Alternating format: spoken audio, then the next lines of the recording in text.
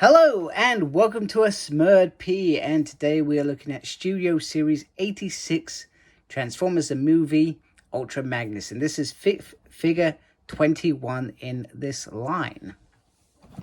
And on the top you have the shuttle leaving, you have Ultra Magnus fighting as they are trying to depart, which is very cool. Zoom out a little bit. And on the side, you have the same sort of picture as on the front. And then on the back, we have multiple details around vehicle mode and robot mode.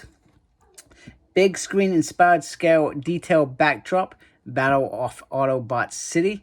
So this is part of their, when they're trying to escape it. I feel like it should be escape of Autobot City, not battle, because that's just happened.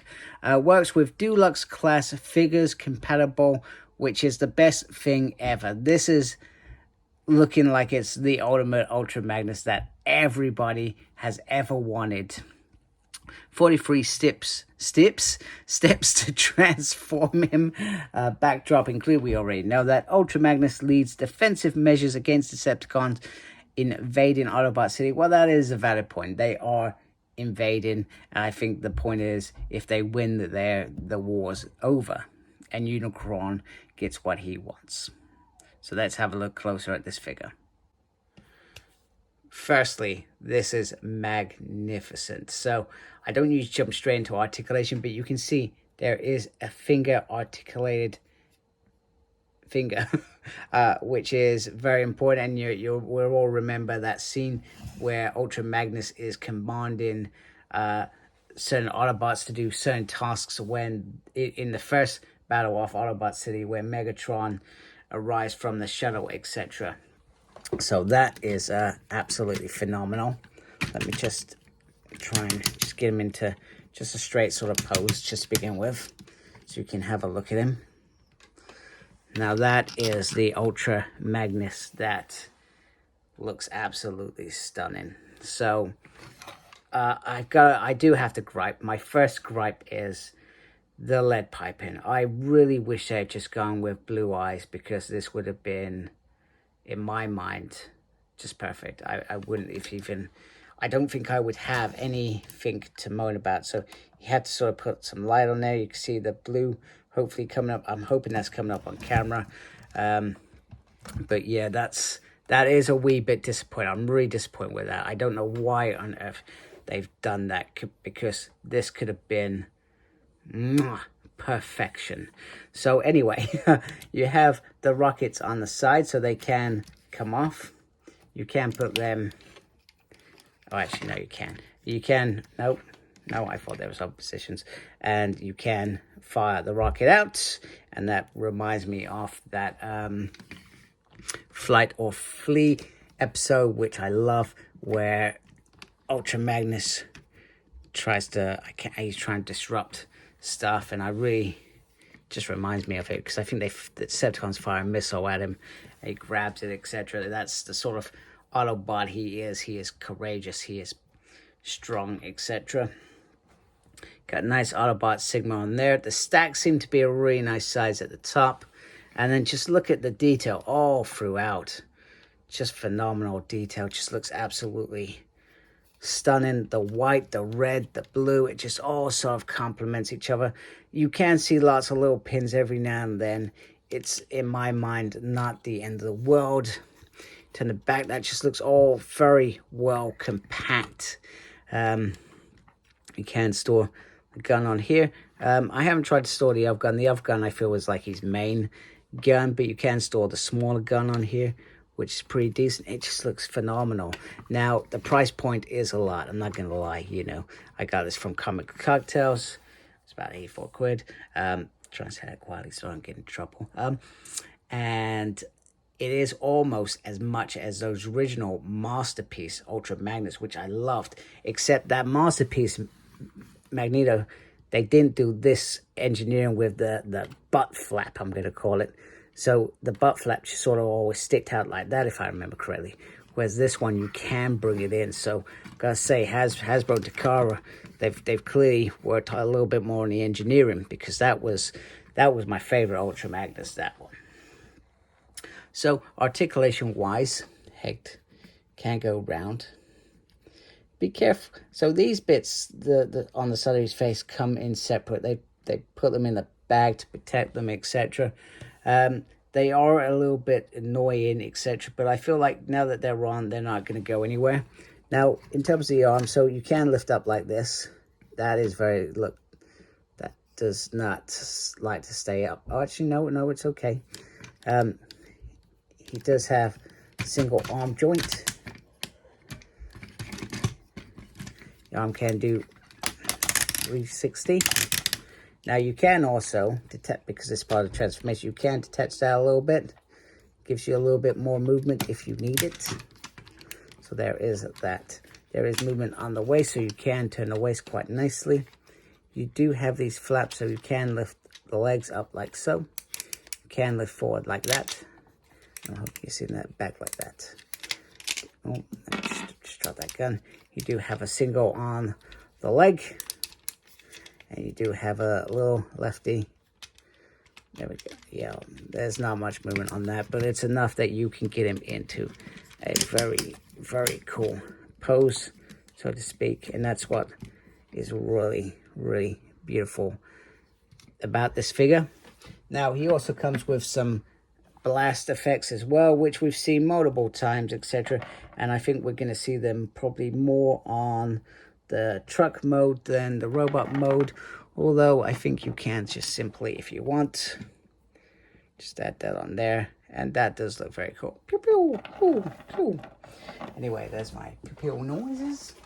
And let's just bring in this at the back. So this is actually quite a big backdrop compared to some of the others. So we got one shuttle going off and one being blasted at, and you can obviously do that as well and cut out all the other bits, and that perhaps looks a little bit better on your shelf if you do decide to use it. Otherwise, as a stand, I feel no need for that, so to speak. But it is a nice little backdrop as well. The other thing that I like about the effects that you can do is that you can add these little explosive bits. I mean, this looks like it's just firing off right at the beginning of its journey, which I think is very, very awesome. And that just slots in there so nice and snug that it just feels so realistic in terms of firing a missile. Not that I've ever fired a missile, but you know what I mean. It just feels like it works. This one's not the same as that one, which I'm a little bit irritated because it feels like they've only counted for one of those, etc. But they do look very, very nice. Now, one of my favorite pieces of this is that you literally just do that, and I'm just going to carefully, he says. I can't do it.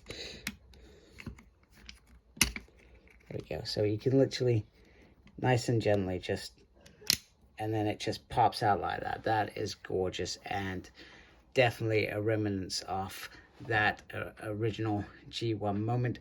My only disappointment is that, and maybe I'm being a bit too critical. Goodness, if I can get my camera straight. Maybe I'm being a little bit too critical, is that this impedes the head, but also it impedes under there as well.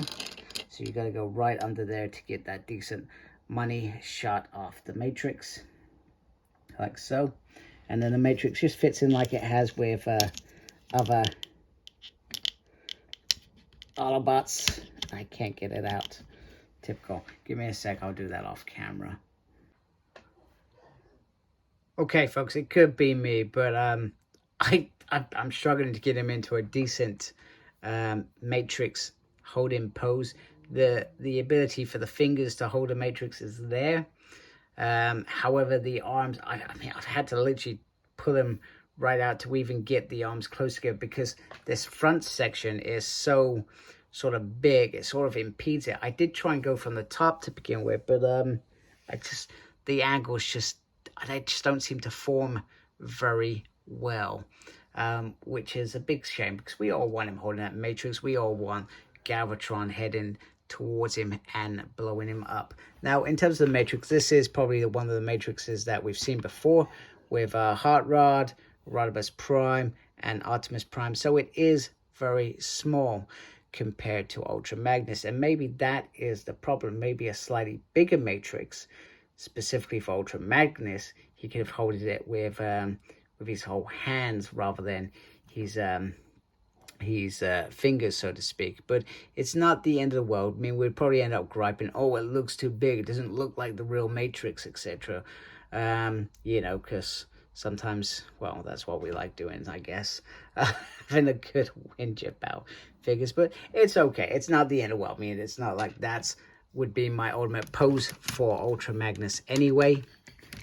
So, and then I've just got one more thing to show you, which I'm probably going to do off camera as well. And finally, very, very smoothly, you can separate the body parts to create that bloody mess where the Matrix, damn it, wouldn't open for him. And with the blast effects, I've managed to jot them into little places as well, so it looks like he's either exploding or being blasted some more, etc., to oblivion. And I thought I'd keep the one arm on so he had a little bit of a lifeline, etc. So it was pretty, in my opinion, darn awesome that they have gone to this much trouble to do this. I think it's really decent. So let's let me get him transformed, and we can have a look at how that looks in the ART mode. And I'm very excited to see how that ART mode looks. Very excited indeed. Okay, so now that I've done the transformation once, it is actually a very nice, easy transformation. Very, very straightforward, very, very clever engineering, and everything that I would expect from Hasbro to make this happen. So, first of all, this looks great in terms of how it transforms. I'm just gonna, you can disconnect the truck, which is brilliant. They could have easily not separated that, and that does look very, very, very decent. Lots of red there, and the head's hiding under there. So you can do that part. You obviously have the weapons there. You can add the weapons here. Personally, I'm never a fan of that, but it's nice that they have a place to go. So I'm not a fan of that because I always believe that they are robots in disguise. However, at this point, you could argue the fact that, well, the humans were well aware of them and working with them quite closely. So we're just going to move to the back end because this part is important. So these do come down very nicely, and let me zoom out a little bit. And the vehicles, I've got ratchets, even though they never can go in, he says. Typical, the one vehicle that I actually have to put in there, and it does not go in there because it has the ambulance part of there. But you can see you can get a decent size deluxe figure in there. You can also do this classic pose as well, where you bring these down like so, and he goes up like that, which is very, very awesome. There we go. Just for argument's sake, there it is. It holds quite steady, actually. So you can put them on the top as well.